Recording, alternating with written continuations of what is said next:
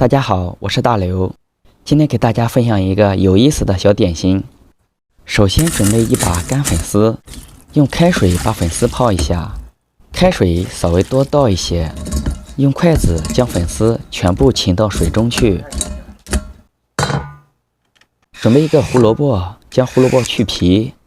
选胡萝卜的时候稍微选大一点的、直一点的，这样方便我们切。还有南瓜，南瓜要选择这种颜色嫩一点，其他的南瓜也可以，我们只要不选择那种老的就行了，只要嫩一点的就可以了。胡萝卜去头去尾，将胡萝卜切薄片，这里注意一下，千万不要切得太厚，如果切片切厚了，后面切丝也会跟着粗起来。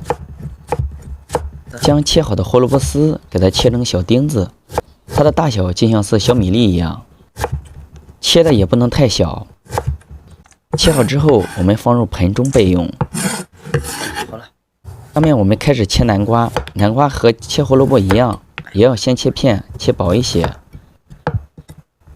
切出来的南瓜丝就像是火柴棒一样大小。我们做这个小点心需要的这个小颗粒不能太大，太大的话我们就不容易去制作。多吃南瓜有好处，可以增强人体的免疫力，还有防癌抗衰老作用。不管是我们的老年人、小孩、妇女都可以使用。我们的东西都切好了，放入盆中备用。将我们提前泡的粉丝给它倒出来，用刀给它切碎，切的尽量的碎一些。粉丝在泡的时候不要泡得太烂，用手可以掐动就可以了。我们的主料切的都基本上都差不多了，再给它准备一些葱花。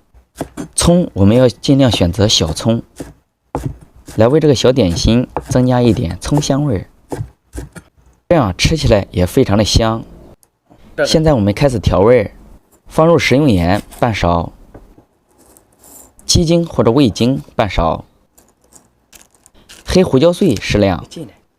黑胡椒可以去腥增香，这个我们可以多放一点，不过这个东西放多了也会很辣的，根据个人的口味自己添加。再次倒入芝麻香油，打入5个鸡蛋。今天我的这个料大概打5个鸡蛋基本上就差不多了。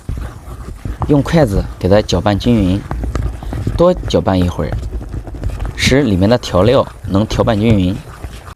准备不粘锅，将锅中加入适量的食用油，我们的油不需要放的太多，用锅铲给它抹匀。我们在做的时候不要放的太多，一次放3个到4个就行了。用大一点的平底锅可以多放一些，开小火20秒钟就可以翻面了。在翻面的时候一定要小心一点，慢慢的，因为它现在还不太成型。这种方法有点像煎荷包蛋。另一面再次煎20秒钟，基本上就差不多了。我们按一下，看看里面是否熟透。今天我们做的小点心，再配上一杯热乎乎的牛奶，一顿早餐就可以完美解决。喜欢我的频道，记得订阅我，谢谢大家。